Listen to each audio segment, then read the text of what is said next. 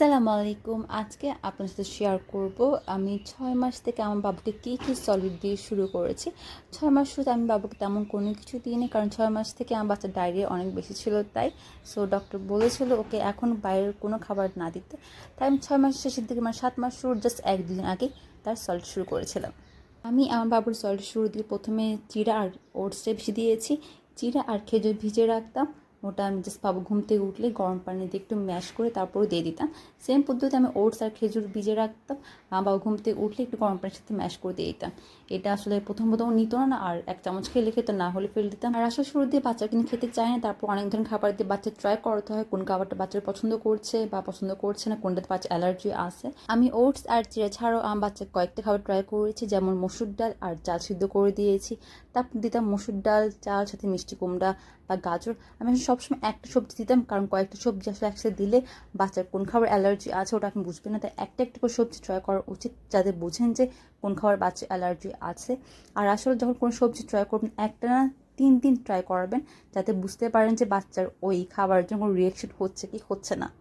আমি আমার বাচ্চাকে যতগুলো খাবার ট্রাই করেছি সবগুলো কিন্তু ম্যাশ করেছে বা ডাল ঘুটনি দিয়ে ঘুটে নিয়েছি, কখনো কোনো খাবার ব্ল্যান্ড করে খাওয়া হয়নি, কারণ ব্ল্যান্ড করে খাওয়ালে আসলে খাবারের গুণগত মান নষ্ট হয়ে যায়। তাই প্রথমে বলেছেন 6 মাস থেকে আমার বাচ্চার খুব ডায়রিয়া ছিল, তাই আমি বাচ্চাকে আসলে আপেল পিরিয়ডে ট্রাই করেছি, কারণ আপেল পিরিয়ড আসলে ডায়রিয়ার ক্ষেত্রে খুব ভালো কাজ করে।